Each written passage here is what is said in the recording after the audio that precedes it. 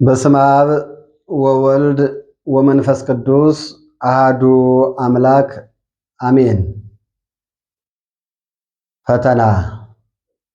የተወደዳችሁ የልዑል እግዚአብሔር ቤተሰቦች በያላችሁበት የእግዚአብሔር ቸርነትና ምሕረት ይድረሳችሁ እያልኩኝ እስከ ሞት ድረስ ባፈቀረን በመድኃኒታችን በኢየሱስ ክርስቶስ ስም እንደምን ሰነበታችሁ? እንደምን ዋላችሁ? እንደምን ቆያችሁ? አሜን። ቸርነትና ምሕረቱ የባህር የሆነ አምላካችን እግዚአብሔር በእድሜያችን ላይ እችን ቀን ጨምሮ ያገናኘን የሰራዊት ጌታ አምላካችን እግዚአብሔር ክብርና ምስጋና ለስሙ ይሁን።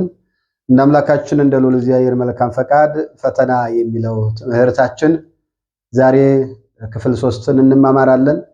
በክፍል 3 ሰው ራሱን ለአንድ አይነት ነገር ያዘጋጅ ለመሆኑ ራሱን ሊፈትን ይገባዋል በሚል ርዕስ እንማማራለን።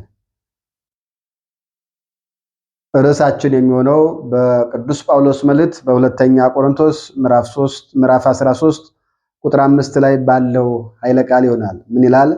በሃይማኖት ስትኖሩ ራሳችሁን ፈትኑ ይላል።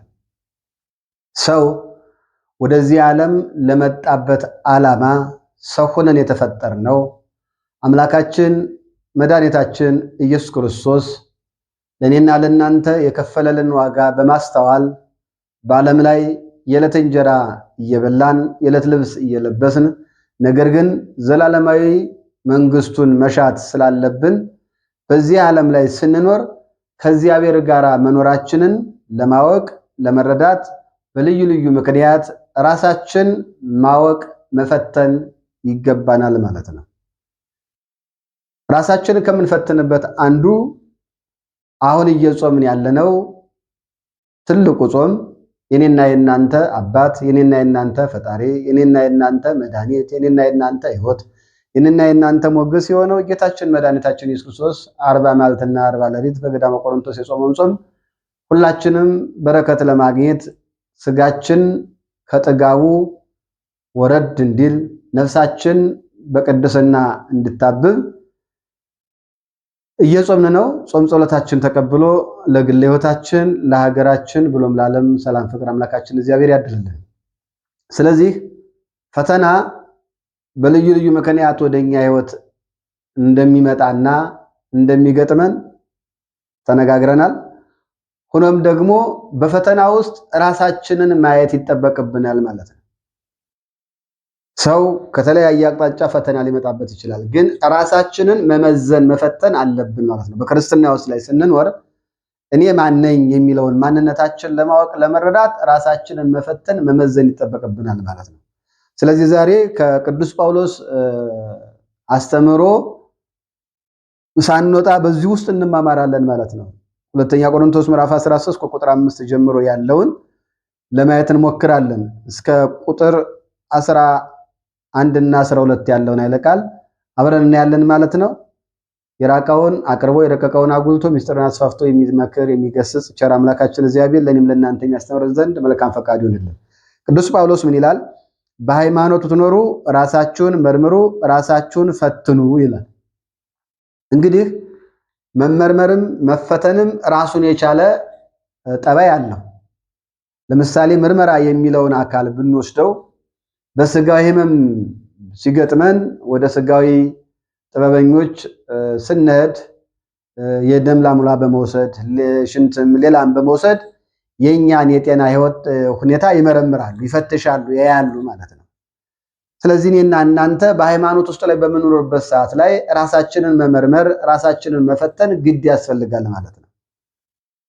ስለዚህ ብዙ ጊዜ አስተውለን ከሆነ ጾም የሚባለው ወራት ሲመጣ ያላመመን በሽታዎች ያሙናል። እነ ጨጓራ ይመጣሉ፣ ሌሎችም ይመጣሉ። ቆሞ ለማስቀደስ የወገብ መንቀጥቀጥ ይመጣል፣ እግር አለመጽናት ይመጣል፣ ሌሎችም ይመጣሉ። በዚህ ውስጥ ጠንካራ መሆናችን ራሳችንን መፈተን ያስፈልገናል ማለት ነው። ራሳችንን መፈተን የተራበ አብሉ ይላል አይደለ ወንጌሉ። ማቴዎስ ወንጌል ምዕራፍ 25 ቁጥር 35 ጀምሮ እስከ 46 ስትመለከቱ ዓለም ስታልፍ በቀኝና በግራ ከቆምን በኋላ ጥያቄው ይሄ ነው። በግራ ያሉት እንዲህ አላደረጋችሁም ነው፣ አላበላችሁም፣ አላጠጣችሁም፣ እንግዳ አልተቀበላችሁም፣ የታመመ አልጠየቃችሁም፣ የታረዘ አላለበሳችሁም፣ የታሰረ አልጠየቃችሁም። እንደ ይሄ ነው። በቀኝ ላሉት ደግሞ ብራብ፣ ብጠማ፣ ብታረዝ፣ ብታመም፣ ብታሰር በእነዚህ ሁሉ አገልግላችሁኛል ነው። በዚህ ውስጥ ላይ የኔና የናንተ የክርስትና ህይወታችን ጠንካራ መሆኑን መፈተን ይገባዋል ማለት ነው። ራሳችን መፈተን ያለብን ሰው በእግዚአብሔር ስም በጻድቃን በሰማዕታት ስም ሲለምነን የምንሰጠው ሳንቲም ለጽድቅ ይሆነናል ለበረከት ይሆነናል ብለን ነው የምንሰጠው ወይስ እያመመን ነው የምንሰጠው? ፈትነን ነው አሉ የራሳችንን መርምረን ነው አለ ፈትሸን ራሳችን አግኝተን ነው አለ። አንዳንዴ ምጽዋት ከመጸወትን በኋላ በሆነ ምክንያት ላይ ያችን ሳንቲም እዛ ጋር እንዲህ ባላረጋት እንዲህ ባልሆነ እኮ ኑሮ የሚል ወደኛ አይምሮ ይመጣል። ጠላት ዲያብሎስ ያመጣዋል። እንዲህ ባታረግ እኮ እንዲህ አትሆንም ነበር ይላል። ስለዚህ ሰው ራሱን መፈተን ይገባዋል ማለት ነው። በክርስትና ሕይወት ላይ ሲኖር በስግደት ራሳችንን መፈተን ይጠበቅብናል። በማስቀደስ ራሳችንን መፈተን ይጠበቅብናል። በፍቅር ሕይወት ራሳችንን መፈተን ይጠበቅብናል። በስራ ዓለም ላይ ወጥተን ወርደን ሰርተን ውጤታማ ለመሆን ራሳችንን መፈተን ይጠበቅብናል። በመንፈሳዊ አገልግሎት በማይሌቱ መገኘት በቅዳሴው መገኘት በተለያዩ ቦታዎች ላይ በመገኘት ራሳችን ለዛ ነገር አስገዝተን መፈተን ይጠበቅብናል።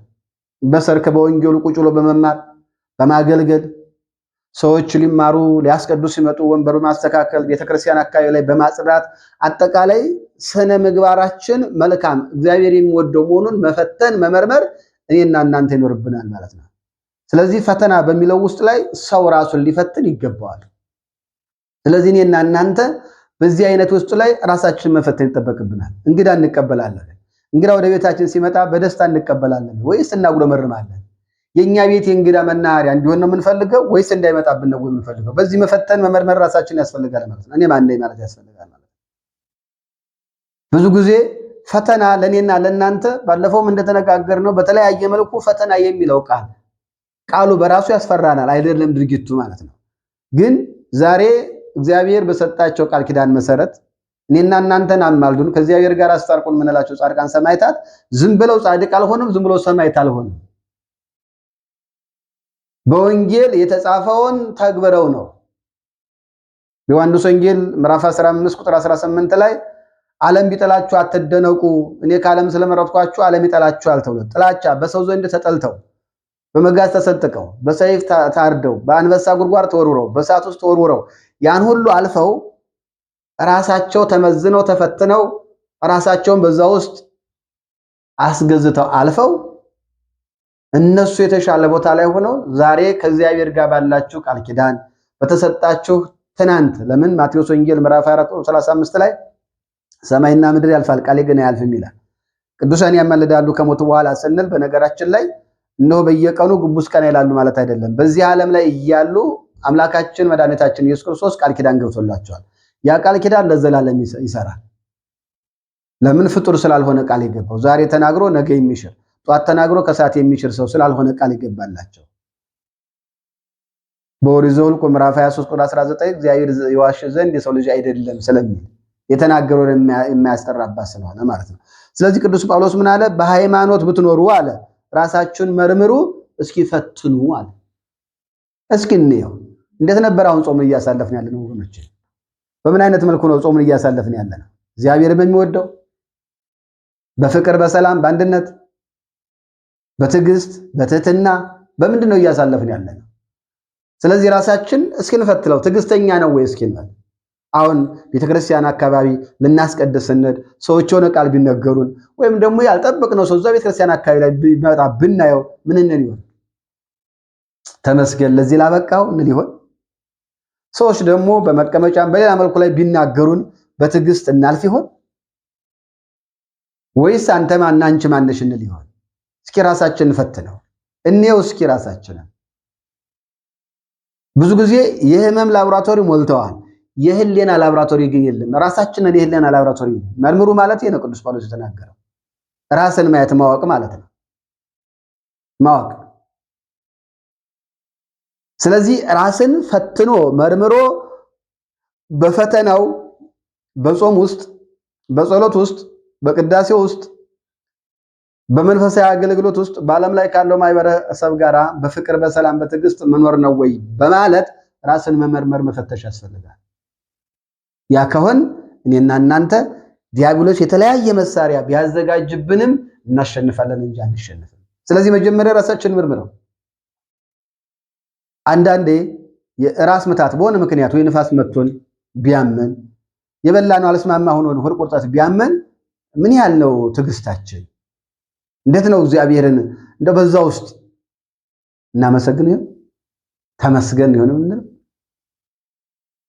ስለዚህ ምን አለ መጽሐፍ? ሰው ራሱን ይፈትን፣ ሰው ራሱን ይመርምራል። እስኪ መርምሩት በሃይማኖት ውስጥ ካላችኋል። ያ የሞተውን ጌታ ክርስቶስ እየጠሉት የሚወድ እየገደሉት የሚያድን ሐሞት እየሰጡት ሕይወት የሚሰጥ እየራቁት የሚቀርብ ያ ሰላም፣ ፍቅር፣ ደግ፣ ትሁት የሆነውን አባት እስኪ ፍቅሩ በእናንተ ውስጥ ካለ እስኪ ራሳችሁን መርምሩት፣ ፈትኑት። በሃይማኖት ጠንካራ ከሆናችሁ ፈትኑት። በዓለም ላይ ያለው መከራ የማያስፈራችሁ መሆኑ ፈትኑት። ጾሙ ሰዓቱ በዛብኝ፣ እኔ እስከ 6 ሰዓት ይበቃኛል፣ 9 ሰዓት እንዲህ እየተባለ አረ ጾሙ በዛ። በነገራችን ላይ ጌታችን መድኃኒታችን ኢየሱስ ክርስቶስ በማቴዎስ ወንጌል ምዕራፍ 7 ቁጥር 13 ላይ እንዲህ የሚል ቃል አስተምሮናል። ማቴዎስ ወንጌል ምዕራፍ 7 ቁጥር 13 በጠበበው ደጅ ግቡ፣ ወደ ጥፋት የሚወስደው ደጅ ሰፊ መንገዱም ትልቅ ነውና ወደ እርሱ የሚገቡ ብዙዎች ናቸው። ወደ ሕይወት የሚወስደው ደጅ የጠበበ መንገዱም የቀጠነውና የሚያገኟትም ጥቂቶች ናቸው። የጠበበ የተባለው ምን እንደሆነ ታውቃላችሁ? ለስጋ ፍላጎት አትመችም ክርስትና። አብዛኛውን ከ365 ቀናቶቹ አብዛኛዎቹ በኢትዮጵያ ኦርቶዶክስ ተዋሕዶ ቤተክርስቲያን አብዛኛዎቹ ቀናቶች ጾም ናቸው። ይህ ደግሞ ለስጋያን አይመችም። ስጋቸውን ማድለብ ለሚፈልጉ፣ ስጋቸውን ማፈር ለሚፈልጉ አይመችም። ሃይማኖቶቿ አይጠቅምህም ምግባር ስራ ትላለች። ሃይማኖት ይዣለሁ ብሎ ምግባር ለማይፈልጉ ሰዎች አትመችም። ለዛ ነው ዛሬ ብዙዎቹ ኢየሱስ ኢየሱስ እያሉ ስሙን ለድንግል ማርያም የነገራት መልአኩ ቅዱስ ገብርኤል መሆኑን ተናጋሪውን መልአኩን 9 ወር ከ5 ቀን የተሸከመችውን ድንግል ማርያምን ሳያከብሩ ኢየሱስ የሚለውን ስም እናከብራለን፣ ኢየሱስ የሚለውን ስም እንወዳለን ይላሉ። ኢየሱስ የሚለውን ስም ያስገኘች እናትን ሳይወዱ ማለት ነው። ስለዚህ በሃይማኖት ብትኖሩ ራሳችሁን መርምሩ፣ ፈትኑ ማለት ለስጋ አትመችም ክርስትና። ስጋ ሲጠግብ በስግደት በጾም በጸሎት አስተካክለው ትላለች። ጸሎት ሲጀምር ለሚያዛጋው አትመችም ክርስትና። ጾም ሲጀምር የበሽታ አይነት መጣብኝ ለሚል ሰው አትመችም ክርስትና። የጾሙ ጊዜው በዛ፣ ሰዓቱ በዛ፣ ጾሙ በዛ ለሚል ክርስትና አትመችም። ስለዚህ በሃይማኖት ውስጥ ከኖርክ ራስን ፈትን፣ አግኘው። እንደ መንፈሳዊነትህ ጾመኛ መሆንክን፣ ጸሎተኛ መሆንክን፣ አስቀዳሽ መሆንክን፣ ስጋው ደሙን ተቀባይ መሆንክን፣ ለተራቡ ማብላትህን ማጠጣትህን፣ ለታረዙ ማልበስን፣ የታሰሩ የታመሙት ጠያቂ መሆንክን ፈትሸው። ብዙ ጊዜ እኔና እናንተ ወደ እስር ቤት ወይም ወደ ሆስፒታል የምንሄደው የኔና የናንተ የምናውቃቸው ሰዎች ሲታመሙ ብቻ ነው። አይደለም ክርስትና። ወገን ሲታመም አልጠየቅም እኮ አልተጻፈም ወንጌል ላይ። ብታመም አልጠየቅኝም፣ ብታሰር አልጠየቅኝም ነው። ስለዚህ ክርስትና ምንድነው? ሂድ ሆስፒታል ሂድና የታመመ ወገንን ጠይቅ። እየዞርክ እግዚአብሔር ይማራቸው በል። የሚበላ የሚጠጣ ላሉት ደግሞ የሚበላውን ጭምር ይዘህ ሄደህ ስጣቸው፣ ድረስላቸው። እስር ቤት አካባቢ እንግዲህ እግዚአብሔር ያስፈታችሁ በላቸው። ምግብ ይዘህ ወስደህ ለአንዱ እስረኛ ስጡልኝ በል። ይህ ነው ክርስትና። ዘመድ ሲታመም መጠየቅ፣ ሲታሰር መጠየቅ። ይህማ ስጋዊ ስሜትህ አስገድዶ እንጂ ክርስትና አስገድዶ አይደለም። የክርስትና ፍቅር ገብቶ አይደለም። ስለዚህ የታመመ ለመጠየቅ የታሰረ ለመጠየቅ ዘመድ አትጠብቅ። እስረኛ ሞልቷል፣ በሽተኛ ሞልቷል፣ ሂድና ጠይቅ። በየጸበሉ በሽተኛ ሞልቷል፣ በየሆስፒታሉ በሽተኛ ሞልቷል፣ በየእስር ቤቱ የታሰረ ሞልቷል። ሂድና ጠይቅ። በዚህ ራስን ፈትነው። ያለ ስጋዊ ዘመዴ እስር ቤት ሄጄ ጠይቃለሁ ወይ? የታመመ ሄጄ ጠይቃለሁ ወይ? እኔ ማን ነኝ በልና ራስን ፈትነው አለ ቅዱስ ጳውሎስ። በሃይማኖት ውስጥ አይደል እየኖርኩ ያልከው? በሃይማኖት ከመርክ እስኪ ራስን መርምር፣ ራስን ፈትን እስቲ አለ። አሁን እንደ ኢትዮጵያ ኦርቶዶክስ ተዋሕዶ ቤተክርስቲያን አስቀዳሹ በዝቷል። በዚህ ጾመችም ሁላችን እግዚአብሔር ይመስገን ይቀጥል በዚሁ። ይሄ ጾም ሲያልቅ ቤተክርስቲያን አስቀዳሽ ይገኛል። አንዳንዴ ክርስትና ያለ ወይም ሃይማኖት የሚባለው ጾም ወቅት ይመስለናል ብዙዎቻችን። የለንም። አይደለም የሚያስቀድስ ኪዳን የሚያደርስም የለም፣ እኔን ጨምሮ የለንም። ጾም ወቅት ላይ ብቻ እንሰበሰባለን። ጾሙ ሲያልቅ የለንም እልም። በቃ ከጾሙ ካለቀ በኋላ ኃጢአት ስሩ፣ በደል ስሩ፣ ውንብድና ስሩ፣ እንደፈለጋችሁ ኑሩ የተባለ ይመስለናል። አማኝ ማለት ዘወትር ባለበት ጸንቶ የሚቆም ነው። ለምን? ወንጌልም እንዲህ ስለሚል ወቅታዊ አይደለም እምነት፣ ዘላለም የምትኖርበት ነው እምነት፣ ከእግዚአብሔር ጋር የምትገናኝበት ነው እምነት። ስለዚህ ራስን ፈትነው። ማቴዎስ ወንጌል ምዕራፍ 10 ቁጥር 22 ላይ እንዲህ ተብሎ ተጽፏል። እነሆ በሁሉ ስለ ስሜ የተጠላችሁ ትሆናላችሁ፣ እስከ መጨረሻው የሚጸና እርሱ ግን ይድናል። ጊዜ እስከ መጨረሻው ጀምሮ የሚጨርስ እዛ ነው ቅዱስ ጳውሎስ በሁለተኛ ጢሞቴዎስ ምዕራፍ 4 ቁጥር 8 ላይ ሃይማኖቴን ጠብቄያለሁ፣ ሩጫውን ጨርሻለሁ፣ የሕይወት አክሊል ይጠብቀኛል። ያ የሕይወት አክሊል ግን ለኔ ብቻ አይደለም፣ ክርስቶስ መገለጡን ዓለምን ለማሳለፍ መንጣቱን ለሚያምነው ሁሉ የሚሰጥ የሕይወት አክሊል ነው። ስለዚህ በሃይማኖት እየኖርን ራሳችንን መርምረን ፈትነን ክርስቶስ ከኛ ጋር መሆኑን ማወቅ አለብን ማለት ነው። ይቀጥላል ቅዱስ ጳውሎስ ምናልባት የማትበቁ ብትሆኑስ ይላል። ክርስቶስ ኢየሱስ ይላል ብትሆኑስ ኢየሱስ ክርስቶስ በእናንተ ውስጥ እንዳለ ስለናንተ አታውቁምን? በ40 እና በ80 ቀን ስትጠመቅ ሀብተ ወልድና ስመ ክርስትና ስታገኝ ክርስቶስን በልተው ጠጥተው በአንተ ውስጥ አለ። ያ ክርስቶስ ዛሬም አለ ወይ ካንተ ጋር? ያ ክርስቶስ ዛሬም አለ ወይ ካንቺ ጋር? ያ ክርስቶስ ዛሬ አለ ወይ ከሁላችን ጋር? እስኪ እንፈትነው ራሳችንን፣ እስኪ እንፈትሸው ዛሬ። የኢትዮጵያ ኦርቶዶክስ ተዋሕዶ ክርስቲያን ዛሬ ሁሉም ንስሐ የሚገባ ነው። ሁሉም ንስሐ አባት አለ። ሁሉም ቅዱስ ሥጋውን ክቡር ደሙን የሚበላ ነው። እስኪ እንፈትን ራሳችንን፣ እስኪ እንየው፣ እንመርምረው፣ ፈተሽ እናድርገው፣ ወደ ጓዳችን እንግባና። ዛሬ እኮ ኦርቶዶክስ አማኝ ሰካራም በዝቶባታል። ጫት ቃሚው፣ ሲጃራ ጫሱ፣ ስር በጣሹ በዝቶባታል። ከዚህ ውጣ። በሃይማኖት እኖራለሁ ካልክ ዛሬ በአምልኮት ነገ መንግስቱን ወርሳለሁ ካልክ ከዚህ ውጣ። ምንድን ነው ያለችው? ዘፋኟ ደለለኝ ነው ያለችው። ደለለኝ ብላለች። እውነቷን ክርስቶስን አንደልለው።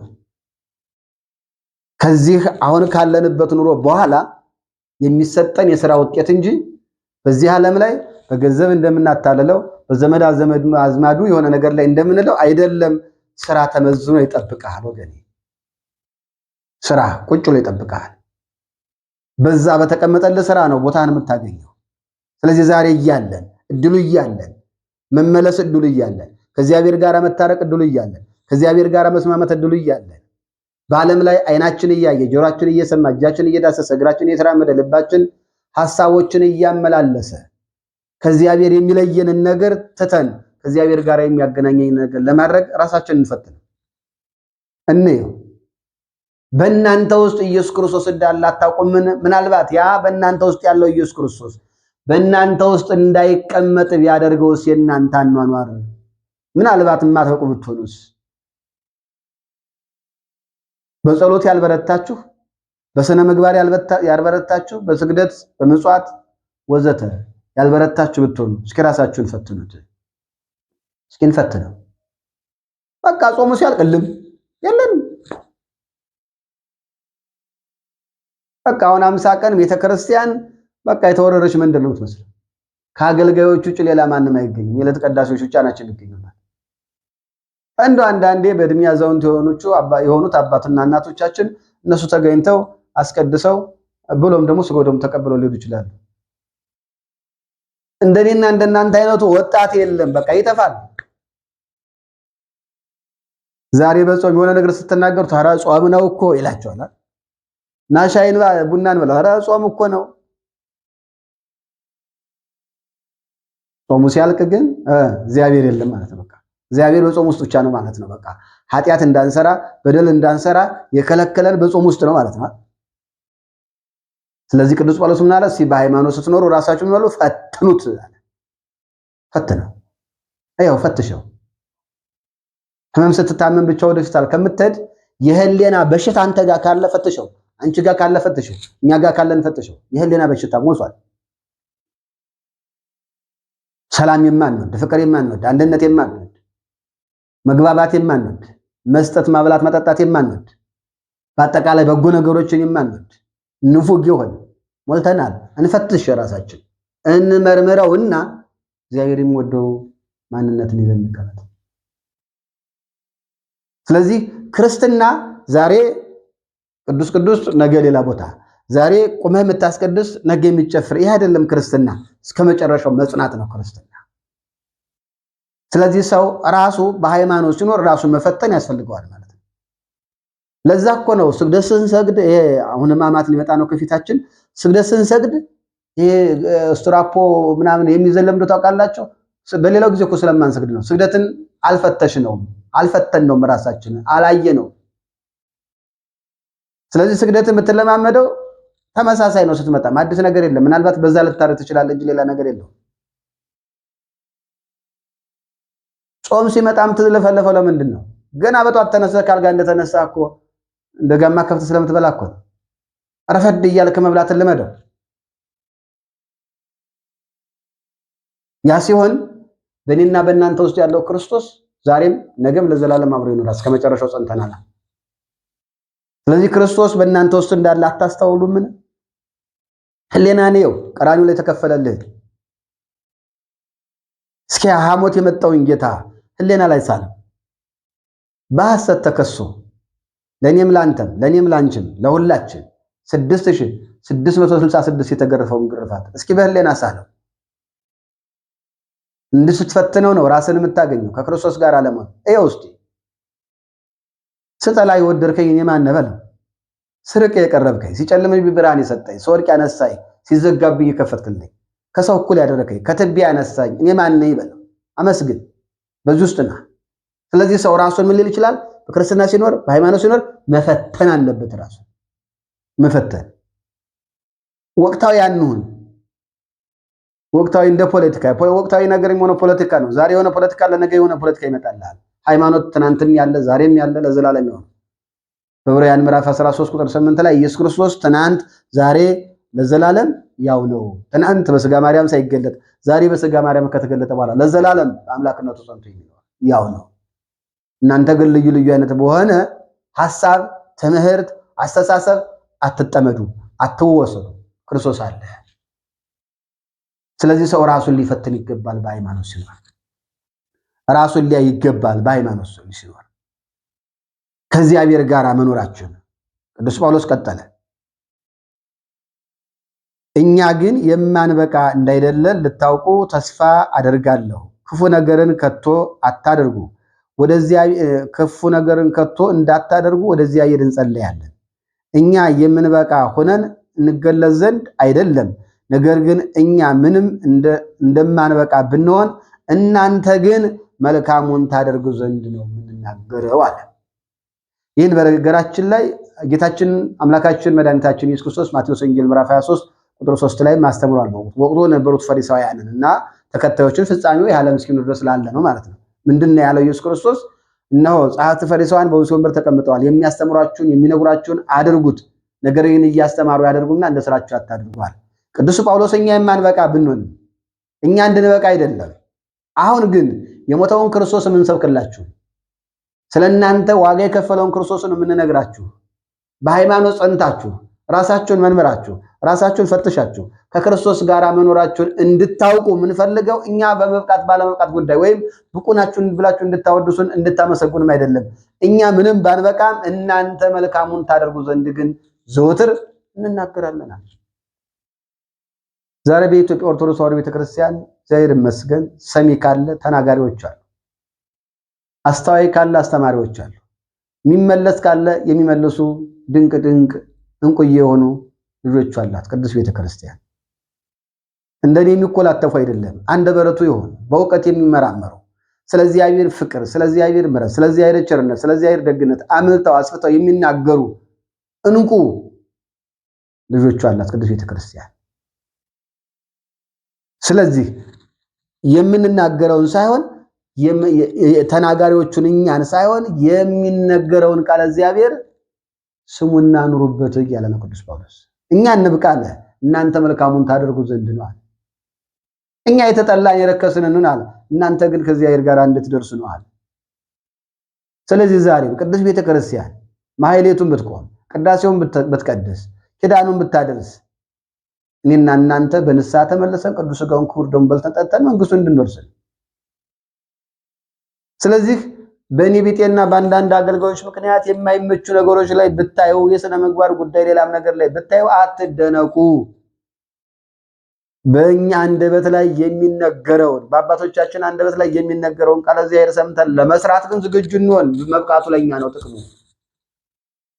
ጾሙ እያልን አለመጾም፣ ጸልዩ እያልን አለመጸለይ ሊመጣ ይችላል። በፍቅር በሰላም በትዕግስት ኑሩ እያለ በዛ ለምንወድም ይችላል። ተናጋሪው በሚናገረው ላይ ኖር ይችላል። ስለ ተናጋሪው ማንነት እንጸልይለት። እኛ ግን ስለተነገረው ቃል እግዚአብሔር ግን ለመኖር እንሞክር። በተነገረው ቃል እግዚአብሔር ለመኖር ራሳችንን መፈተን ግድ ያስፈልጋል። ትሁት መሆናችንን፣ ትዕግስተኛ መሆናችንን፣ አፍቃሪ መሆናችንን፣ ሰው ወዳጅ መሆናችንን፣ በጎ ሰዎች መሆናችንን ራሳችንን መፈተን ያስፈልጋል። ወቅታዊ ክርስቲያን እንዳንሆን እስከ መጨረሻው የምንጸና ክርስቲያን እንድንሆን ራስን መፈተን ያስፈልጋል። ራስን ማየት ያስፈልጋል። ራስን መመርመር ያስፈልጋል። እኛ እንብቃ አለ ቅዱስ ጳውሎስ። እናንተ ግን ብቁ፣ መልካሙን አድርጉ። መልካም ከሆነው ከክርስቶስ ጋር ተገናኙ። በእናንተ ውስጥ ክርስቶስ አለ። ከእናንተ ውስጥ ያለው ክርስቶስ ጥላችሁ እንዳይሄድ ራሳችሁን መርምሩት፣ ራሳችሁን ፈትኑት። ፈትናችሁ ራሳችሁን አግኙትና በጠነከራችሁበት ቀጥሉ፣ ያልጠነከራችሁበትን ደግሞ ጀምሩት። በጾም የጠነከረ ጸሎትን ይጀምር። ጾምና ጸሎት ላይ የጠነከረ ትሕትናን ይጀምር። ትሕትናንም የያዘ ትዕግስትን ይጀምር። ትዕግስትንም የያዘ ፍቅርን ይጀምር። ፍቅርንም የያዘ የዋህነትን ይጀምር። የዋህነትን የያዘ ደግነትንም ይጀምር። ደግነትን የያዘ ቅንነትንም ይጀምር። ስለዚህ መፈተን ማየት ነው። የትኛው ላይ ነው የጎደሎነት ያለብኝ?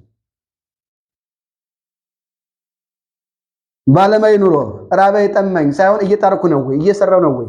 ለመለወጥ የተሻለ ቦታ ላይ ለመድረስ የተሻለ የኑሮ ምንነት ለማግኘት እየጣርኩ ነው ወይ?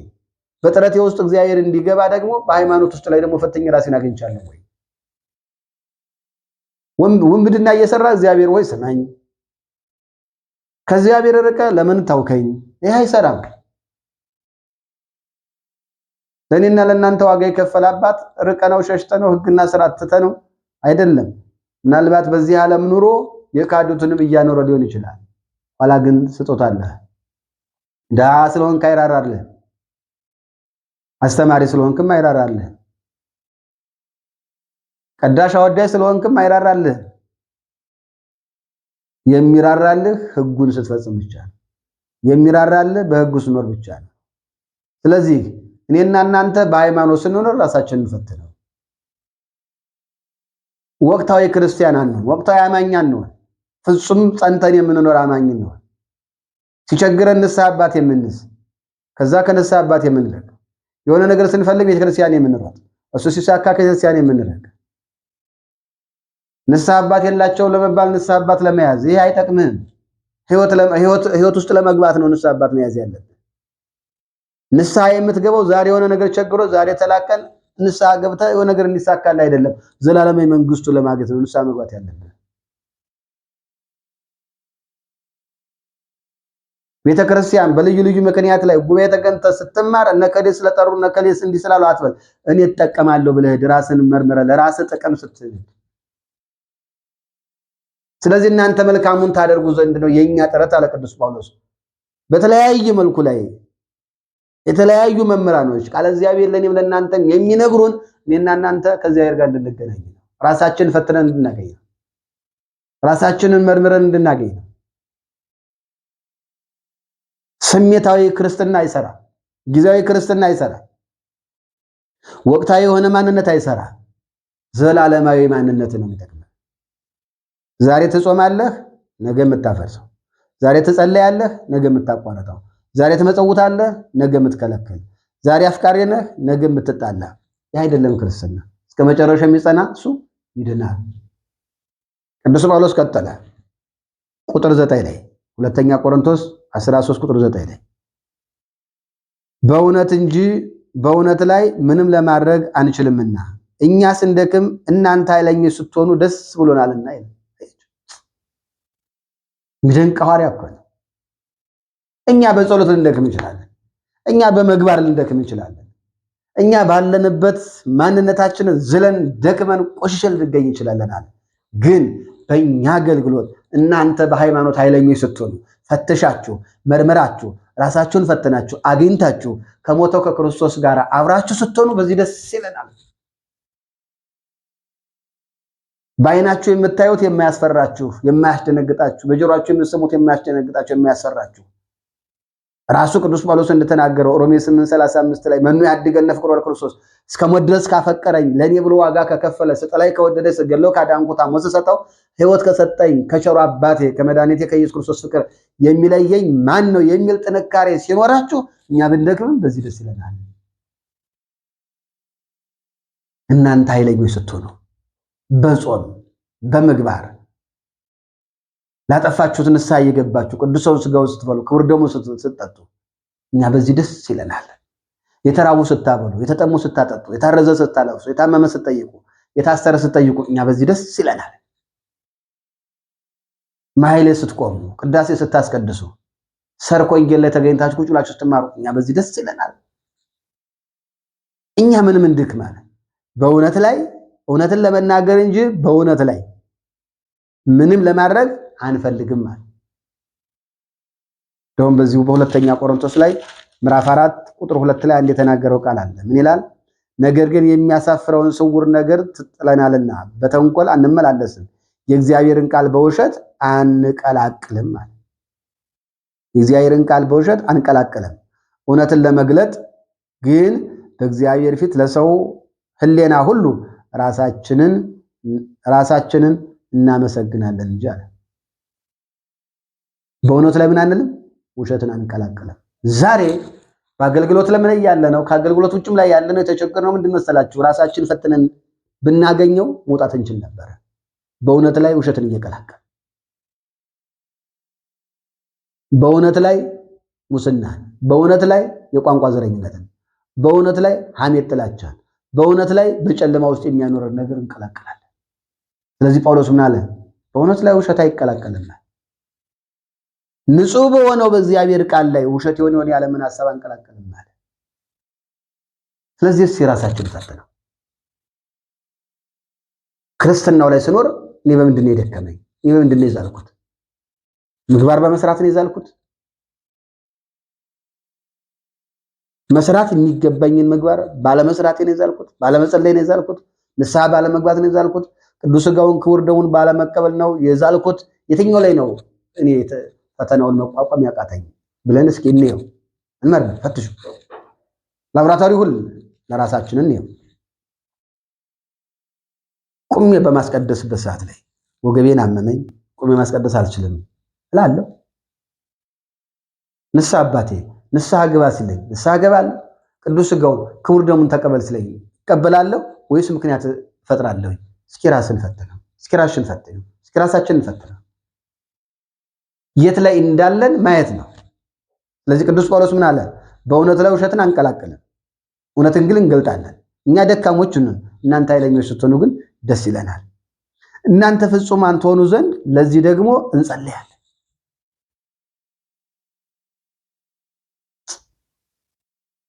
እናንተ ፍጹማን ትሆኑ ዘንድ ለዚህ ደግሞ እንጸልያለን።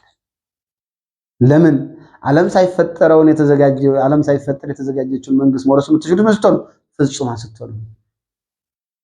በዚህ ነው መሐሪ ይቅር ባይ ቸር ሩሩህ ደግ የሆነው የኔም የእናንተም አባት ፈጣሪ መጋቢ የሆነው የቤተልሔም ሕፃን የቀራንዮ በግ ወልድ ኢየሱስ ክርስቶስ በማቴዎስ ወንጌል ምዕራፍ 5 ላይ ቁጥር 43 ጀምሮ በአስተማረው አስተምሮ ላይ እንዲህ ያለን ማለት ነው።